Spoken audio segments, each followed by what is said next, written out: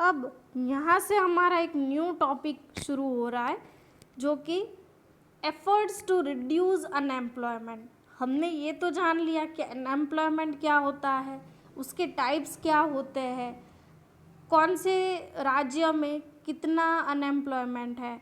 चौथा पॉइंट हमने ये भी स्टडी कर लिया कि अनएम्प्लॉयमेंट के रीजंस क्या है। अब रीजंस तो हमको पता लग गए, अब हमें ये ढूंढना है कि हम क्या एफर्ट्स लगाएं जिससे अनएम्प्लॉयमेंट का जो रेशियो है उसको कम किया जाए। तो सबसे पहले ये सारे पॉइंट्स यही बता रहे हैं। In order to increase employment the government has started giving economic help, education, open training centres through different schemes. यहाँ पर अभी गवर्नमेंट का रोल बहुत ही इम्पोर्टेंट हो जाता है। गवर्नमेंट इस केस में क्या करेगी, गवर्नमेंट लोगों को इकोनॉमिक हेल्प प्रोवाइड करेगी, एजुकेशन की फैसिलिटीज़ प्रोवाइड करेगी।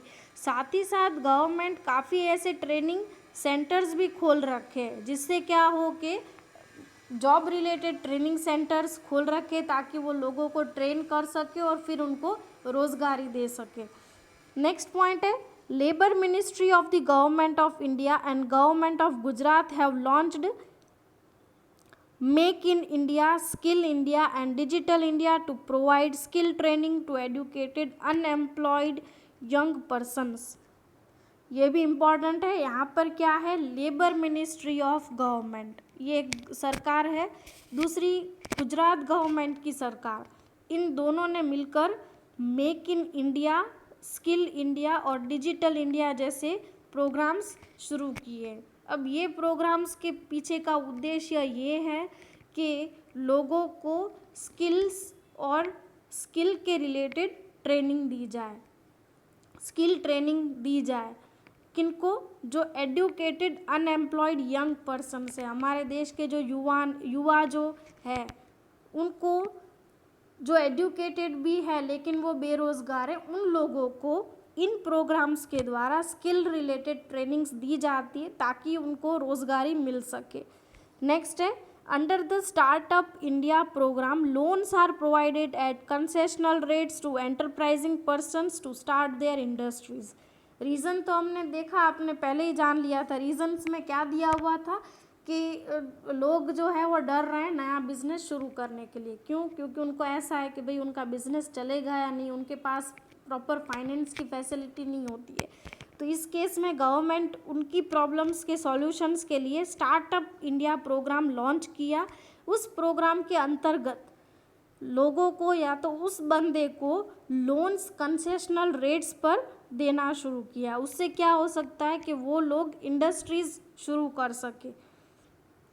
नेक्स्ट है, employment exchange centres serve as a link between unemployed persons and employer seeking employees. Employment exchange जो सेंटर्स है वो एक तरह से लिंक बना रहा है बेरोज़गार लोगों के लिए और एम्प्लॉयर सीकिंग एम्प्लॉयज़। मतलब एम्प्लॉयमेंट एक्सचेंज जो सेंटर है वो एक तरह से देखा जाए तो लिंक बना रहा है जो लोग बेरोज़गार है और जो लोगों के पास नौकरी भी चाहिए और अच्छी वाली चाहिए। It means employer seeking employees, मतलब ऐसे एम्प्लॉयर्स जिनको एम्प्लॉयज़ की ज़रूरत है। तो यहाँ पर ये एक तरह से एम्प्लॉयमेंट एक्सचेंज सेंटर, ये लिंक इनके बीच में एक लिंक कनेक्ट हुई है।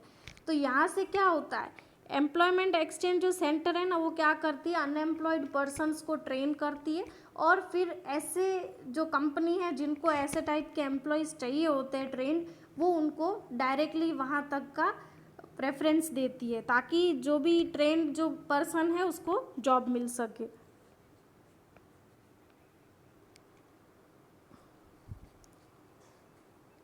आगे बात करते हैं, ministry of labour publishes employment news and other such publications for the benefit of unemployed persons.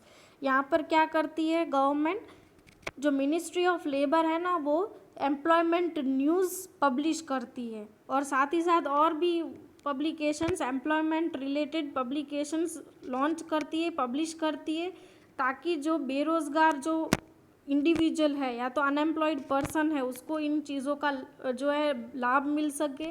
साथ ही साथ उनको जानकारी मिल सके कि कौन से कंपनी या तो कहाँ पर एम्प्लॉयमेंट की फैसिलिटी अवेलेबल है। अब यहाँ से इस पॉइंट से आपका नया टॉपिक शुरू होता है, that is world labour market, या तो इसको वर्ल्ड लेबर मार्केट यहाँ से हम समझेंगे इसके बारे में। When change of labor is there among the nations of the world, it is known as world labor market.